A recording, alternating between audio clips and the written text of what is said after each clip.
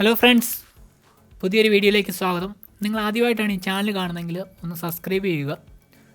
Multimedia രംഗത്തും social media digital മാർക്കറ്റിങ്ങിലൊക്കെ work ചെയ്യുന്നവർക്ക് ഒരുപാട് ഉപകാരപ്രദമാകുന്ന ഒരു ചാനലാണ്. ഗ്രാഫിക്സിലൊക്കെ വർക്ക് ചെയ്യുന്നവർ പ്രിൻ്റ് എടുക്കാൻ വേണ്ടിയിട്ടൊക്കെ കൊടുക്കാറുണ്ട്. അപ്പോൾ അങ്ങനത്തെ വർക്കുകൾ ചെയ്യുമ്പോൾ ശ്രദ്ധിക്കേണ്ട കുറച്ച് കാര്യങ്ങളാണ് നമ്മൾ ഈ ഒരു വീഡിയോയിലൂടെ നോക്കുന്നത്. അപ്പോൾ ഇത് കൂടുതലും ബിഗിനേഴ്സിന് വേണ്ടിയിട്ടാണ് ചെയ്യുന്നത്. പ്രൊഫഷണലായിട്ട് പ്രിൻറ്റിങ്ങിലൊക്കെ വർക്ക് ചെയ്യുന്നവരെ സംബന്ധിച്ച് ചെറിയ കാര്യമായിട്ട് തോന്നാം.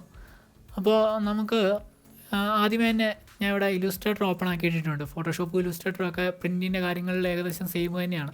അപ്പോൾ ഞാൻ ഇവിടെ നമ്മൾ കൂടുതലും പ്രിൻറ്റിൻ്റെ കാര്യങ്ങൾ ഇല്ലുസ്ട്രേറ്ററിലാണ് ചെയ്യുന്നത്. അതുകൊണ്ടാണ് ഞാൻ ഇവിടെ ഇല്ലുസ്ട്രേറ്റർ ഓപ്പൺ ആക്കിയിട്ടിരിക്കുന്നത്.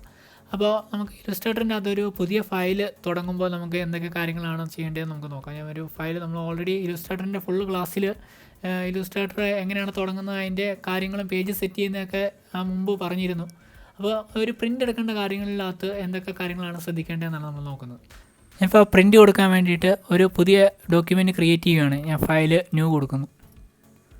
അപ്പോൾ നമ്മൾ കൂടുതലും ഇല്ലുസ്ട്രേറ്ററിൻ്റെ അകത്ത് എങ്ങനെയാണ് ഡോക്യുമെൻറ്റ് സെറ്റ് ചെയ്യുന്നത്, ഇല്ലുസ്ട്രേറ്ററിനെ പറ്റിയുള്ള ഡീറ്റെയിൽ ക്ലാസ് മുമ്പുള്ള ഇതിൽ പറഞ്ഞിട്ടുണ്ട്. ഞാനത് കാണാത്തവർക്ക് ഞാൻ അതിൻ്റെ ലിങ്ക് ഞാൻ ഡിസ്ക്രിപ്ഷനിൽ കൊടുക്കുന്നതാണ്. അപ്പോൾ പുതിയതായിട്ടൊരു ഡോക്യുമെൻറ്റ് തുടങ്ങുക അല്ലെങ്കിൽ ആ ഒരു പ്രിൻ്റ് എടുക്കാൻ വേണ്ടിയിട്ടുള്ള കാര്യങ്ങൾ നമ്മൾ വ്യത്യസ്തമായിട്ടാണ് ചെയ്യാറുള്ളത്. നമ്മൾ ഡിജിറ്റൽ ഡിസ്പ്ലേ ചെയ്യുന്ന കാര്യങ്ങൾ ചെയ്യുന്നത് പോലെയല്ല നമ്മൾ ആ പ്രിൻ്റ് വേണ്ടി കൊടുക്കുന്നത്. അപ്പോൾ നമ്മളൊരു സാധനം ചെയ്ത് അത് പ്രിൻ്റ് വരാൻ നേരത്ത് അതിൻ്റെ നമ്മൾ ചെയ്തിരിക്കുന്ന കാര്യങ്ങളിലുള്ള ഭംഗി നമുക്ക് അറിയാൻ പറ്റത്തുള്ളൂ. അപ്പോൾ നമുക്കത് എങ്ങനെയാണ് കൊടുക്കുന്നതെന്ന് നമുക്ക് നോക്കാം. ഞാൻ ഇപ്പോൾ പ്രിൻറ്റിൻ്റെ അകത്ത് കൊടുക്കുകയാണ്.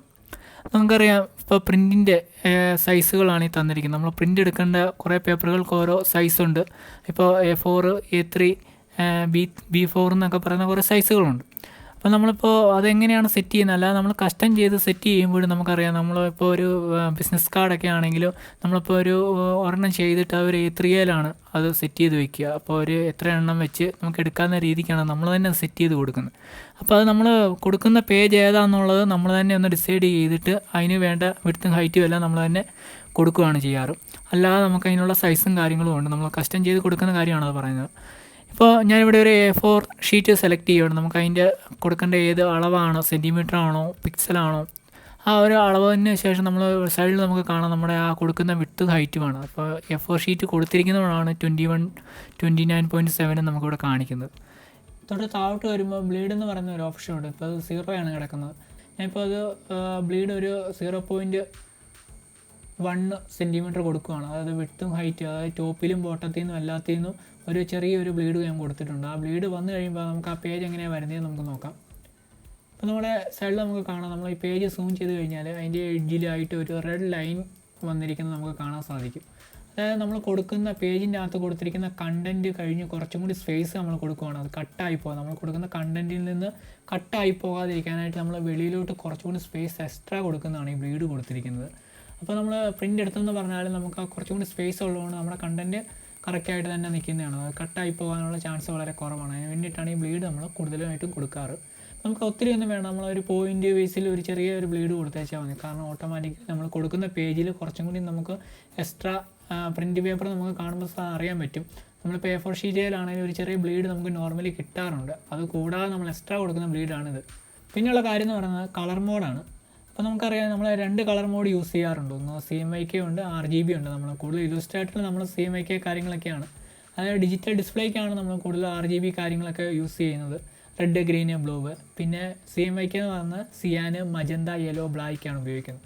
അപ്പോൾ നമുക്കറിയാം നമ്മൾ ഓഫ്സെറ്റ് പ്രിൻറ്റിങ്, സാധാരണ പ്രിൻറ്റിങ്ങും കാര്യങ്ങളും ഒക്കെ ചെയ്യാറുണ്ട്. അപ്പോൾ നമുക്ക് അതിനകത്ത് ഏത് പ്രിൻ്റ് ആണെന്ന് അറിഞ്ഞതിന് ശേഷം നമ്മൾ കളർ മോഡ് ഡിസൈഡ് ചെയ്യുന്നത്. അപ്പോൾ അത് ഏത് വേണമെങ്കിലും നമുക്ക് ഏത് പ്രിൻറ്റിങ് ആണെന്നനുസരിച്ചുള്ള കാര്യങ്ങൾ ചെയ്യാം. നമ്മൾ കൂടുതലും നമ്മൾ പ്രിൻ്റ് എടുക്കുമ്പോൾ നമ്മൾ CMYK കളർ മോഡാണ് യൂസ് ചെയ്യാറ്. അപ്പോൾ CMYK കൊടുക്കുകയാണ്. ക്രിയേറ്റ് കൊടുത്തു കഴിഞ്ഞാൽ നമുക്ക് ആ ഒരു ബ്ലീഡോട് കൂടിയ നമ്മുടെ ആ പേജ് നമുക്ക് ഇവിടെ കിട്ടുന്നതാണ്. ഞാൻ ഇവിടെ പേജ് സെറ്റ് ചെയ്ത് വെച്ചിട്ടുണ്ട്. അപ്പോൾ പേജ് സെറ്റ് ചെയ്ത് വെക്കുമ്പോൾ ശ്രദ്ധിക്കേണ്ട കുറച്ച് കാര്യങ്ങളാണ് ഇപ്പോൾ പറഞ്ഞത്. നമുക്ക് പേജിൻ്റെ അകത്ത് വരുമ്പോൾ നമ്മൾ ഷേപ്പും കാര്യങ്ങളും അല്ലെങ്കിൽ നമ്മൾ കൊടുക്കുന്ന വർക്ക് നമ്മൾ ഒരു പ്രിൻറ്റിങ് സ്ഥലത്തേക്ക് അല്ലെങ്കിൽ ഒരു പ്രിൻറ്റ് ചെയ്യുന്ന ഒരു ഷോപ്പിലേക്ക് നമ്മൾ സെൻഡ് ചെയ്ത് കൊടുക്കുമ്പോൾ നമ്മൾ ഒന്നെങ്കിൽ അത് സിപ്പ് ഫയലായിട്ടായിരിക്കും കൊടുക്കുക, അല്ലെങ്കിൽ വലിയ വർക്കൊക്കെ ആണെങ്കിൽ നമ്മൾ അതൊരു വർക്ക് ഫയലും കൂടിയും കൊടുക്കാറുണ്ട്. അപ്പോൾ അങ്ങനെ വർക്ക് ഫയലും കൂടിയും കൊടുക്കുന്ന സമയത്ത് നമ്മൾ ബിസിനസ് കാർഡ് ബ്രൗസറിലൊക്കെ ആണെങ്കിൽ നമുക്ക് കാണാം നമ്മളൊരു ടെംപ്ലേറ്റ് ആണെങ്കിൽ പോലും നമ്മൾ ഡൗൺലോഡ് ചെയ്ത് കഴിഞ്ഞാൽ അതിനകത്ത് ഫോണ്ട് കറക്റ്റായിട്ട് നമുക്ക് കിട്ടാറുണ്ട്. ഇനിയിപ്പോൾ അഥവാ നോർമലി അവർ ഫോണ്ട് കൊടുത്തിട്ടുണ്ടെങ്കിൽ അത് ഏത് ഫോണ്ടാണെന്നുള്ള ലൈസൻസ് നമുക്ക് തരാറുണ്ട്. അത് നമുക്ക് ഡൗൺലോഡ് ചെയ്ത് ഇൻസ്റ്റാൾ ചെയ്ത് കഴിഞ്ഞാൽ കറക്റ്റ് ഫോണ്ട് നമുക്ക് കിട്ടുന്നതാണ്. ഇപ്പോൾ പ്രിൻറ്റിങ്ങിനൊക്കെ കൊടുക്കുമ്പോൾ നമുക്ക് ആ ഒരു ഫോണ്ട് കിട്ടിയില്ലേ തന്നെ നമ്മളത് ഒരു ഫയൽ, അതൊരു ഒബ്ജക്റ്റ് ആക്കിയിട്ടാണ് നമ്മൾ കൊടുക്കാറ്. അപ്പോൾ അതെങ്ങനെയാണെന്നാണ് നോക്കുന്നത്. ടെസ്റ്റ് കൊടുക്കുകയാണ്.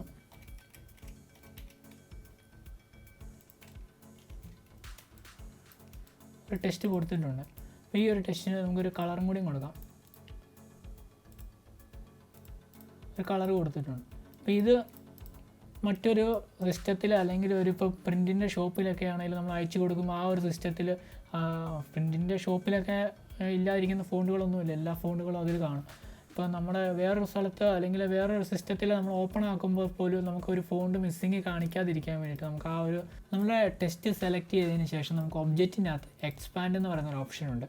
നമ്മുടെ ടെസ്റ്റ് അല്ലെങ്കിൽ ആ ഒരു ഫോണ്ടിനെ ഒരു ഷേപ്പിലേക്ക് കൺവേർട്ട് ചെയ്യുന്നൊരു പരിപാടിയാണ്. അപ്പോൾ അത് നമ്മൾ സ്ട്രോക്ക് ആണെങ്കിൽ പോലും നമ്മൾ ഇങ്ങനെ കൊടുക്കാറുണ്ട്. ഓഫ്സെറ്റ് കൊടുക്കുമ്പോഴേക്കും നമുക്ക് കൊടുക്കാറുണ്ട്. ആ ഒരു എത്ര ഇതിൽ വേണമെന്നുള്ളത് കൊടുത്തിട്ട് നമുക്ക് ആ ഒബ്ജക്റ്റ് ആക്കി മാറ്റാറുണ്ട് ആ ഒരു സ്ട്രോക്കിനെയൊക്കെ. അപ്പോൾ നമ്മൾ അതുപോലെ തന്നെ നമ്മളൊരു ടെസ്റ്റിനെ അതൊരു ഷേപ്പാക്കി മാറ്റണം, ഒരു ഒബ്ജക്റ്റ് ആക്കി മാറ്റുകയാണ്. ഓക്കെ കൊടുത്തു കഴിഞ്ഞാൽ അതൊരു ഒബ്ജക്റ്റായി മാറിയിരിക്കുകയാണ്. ഇപ്പോൾ ആ ഒരു ടെസ്റ്റിൻ്റെ കാര്യങ്ങളൊന്നും നമുക്ക് കിട്ടത്തില്ല. ഇപ്പോൾ ഇങ്ങനെ വേണമെങ്കിൽ നമുക്ക് ഗ്രേഡിയൻ്റ് ഒക്കെ വേണമെങ്കിൽ നമുക്ക് ഇതിനകത്ത് ഫില്ല് ചെയ്ത് കൊടുക്കാം. സാധാരണ നമ്മൾ ഷേപ്പിനകത്ത് കൊടുക്കുന്ന പോലെ തന്നെ ഇതിനകത്ത് ഗ്രേഡിയൻ്റ് വേണമെങ്കിലും നമുക്ക് ഫില്ലാവുന്നതാണ്. ഇപ്പോൾ ഒരു ഗ്രേഡിയൻ്റ് കൊടുത്തു കഴിഞ്ഞാൽ സാധാരണ നമ്മൾ ഗ്രേഡിയൻ്റ് ടെസ്റ്റിന് ഇങ്ങനെ കൊടുക്കാൻ പറ്റുന്നതല്ല, ഇങ്ങനെയും കൊടുക്കാം. ഇനിയിപ്പോൾ അല്ല, നമുക്കിത് അൺഗ്രൂപ്പ് ചെയ്തിട്ട് നമുക്ക് ഓരോന്ന് വേണമെങ്കിലും നമുക്കത് സെപ്പറേറ്റ് വേണമെങ്കിലും ചെയ്യാനായിട്ട് പറ്റും. ഫോണ്ട് മിസ്സിങ് കാണിക്കാതിരിക്കാൻ വേണ്ടിയിട്ടാണ് നമ്മളത് ഒബ്ജക്റ്റ് ആക്കി കൊടുക്കുന്നത്.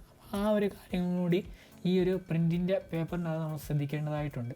പിന്നെ നമ്മൾ ഔട്ട് എടുത്ത് കൊടുക്കാൻ നേരത്ത് നമ്മൾ ഫയൽ എക്സ്പോർട്ട് ചെയ്ത് കൊടുക്കാറുണ്ട്.